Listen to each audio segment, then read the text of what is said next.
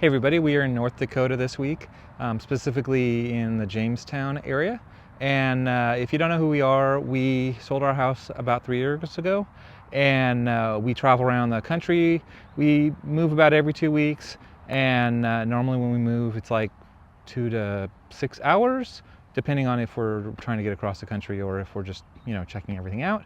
We both work full time. Anyway, so we are in North Dakota in Jamestown, and this is the Jamestown Campground that we are in, and this is an amazing site that is on the very end.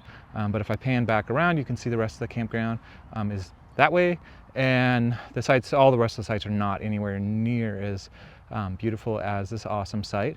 But they do have this big kind of grassy area, and yeah, I'm like 99% sure that this used to be a KOA. It's not a KOA anymore. They have the KOA looking building.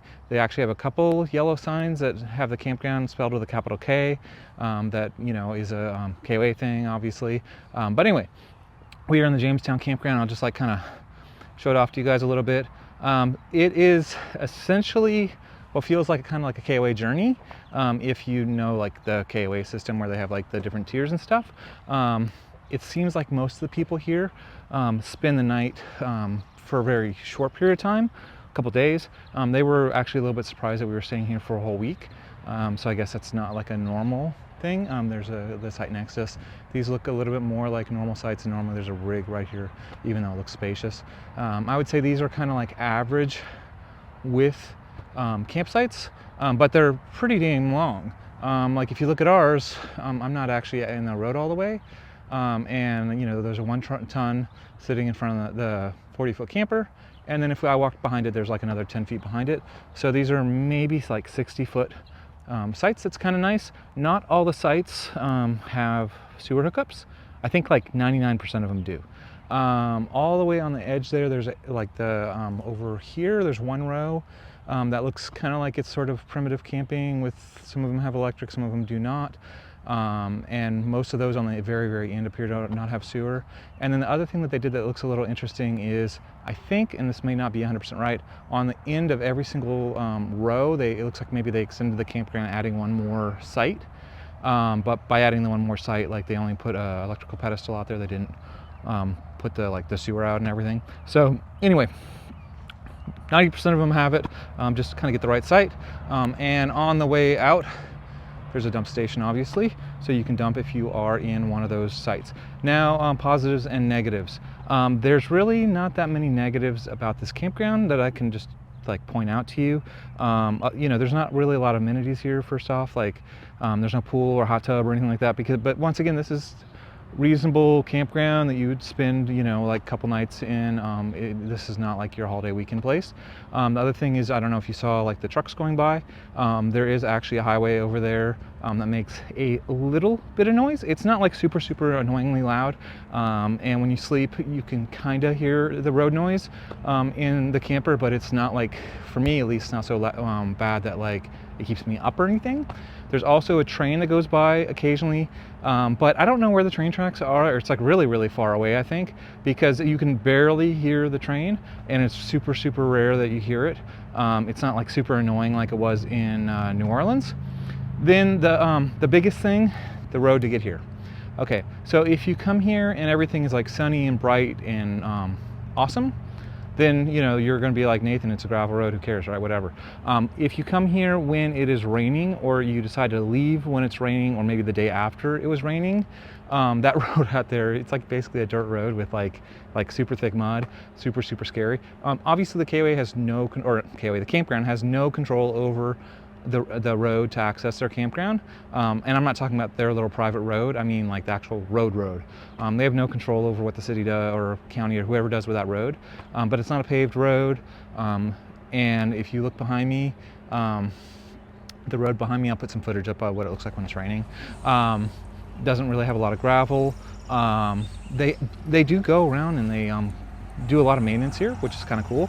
And just to point that out, and normally I complain about maintenance making noise, but it's not excessive or nothing like that. But it rained or whatever, and the roads kind of got a little kind of nasty or whatever.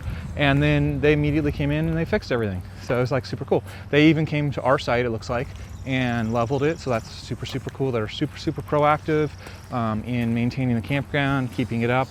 This is a smaller campground. So then, you know, Jamestown. What did we do in Jamestown while we were here? Or what are we going to do? Yeah, because we haven't done everything. This is kind of, I'm shooting the video kind of in the middle of the week instead of the end of the week, because today is like the sunny day. So anyway, I got a mountain bike. If you've been watching Facebook or whatever, I made a post about it. I got a truck top fuel, and I did 2 different mountain biking trails, and I'll like put up some info on the mountain biking trails. I think it's like the Pipe Stem Reserve. It's like 10 minutes away from here. They've got like maybe 8 or 9 different trails there. Some of the trails are for hiking only. Some of them are hiking and mountain biking. It's kind of like a combination. One of the trails is super, super aggressive. I did not do that one. And then the Pipestem Creek Trail, which was the first one I did, is a moderate one. That was actually way more aggressive than I was expecting. And it was like the first time I've done any kind of serious mountain biking in like 2 years. The last time was in actually North Carolina. And then the second trail that I did was like the easiest trail I could find on the list, and it actually had a couple aggressive spots where it was like steep downhill, like 50 feet down, and then U-turn, and then 50 feet back up. Yeah, like it was mountain biking. So anyway, kind of cool. The dam's nearby. Go check out the dam. Then there is a little tiny itty bitty, Jamestown is a pretty small town. They have grocery stores. There's a Menards, which is like a it's like a Home Depot kind of like type place. Tractor Supply, Walmart. That's about the list of the box stores. It's pretty small. They have restaurants and stuff like that there. I don't have any to recommend at this point. And this place is known for buffalo. I guess the largest buffalo in the world, which it's actually a monument. I thought I was expecting to go see an actual buffalo. Is here. So go see the buffalo, massive buffalo monument. I'll like put some pictures up or something. We're gonna do that shortly after I shoot this video.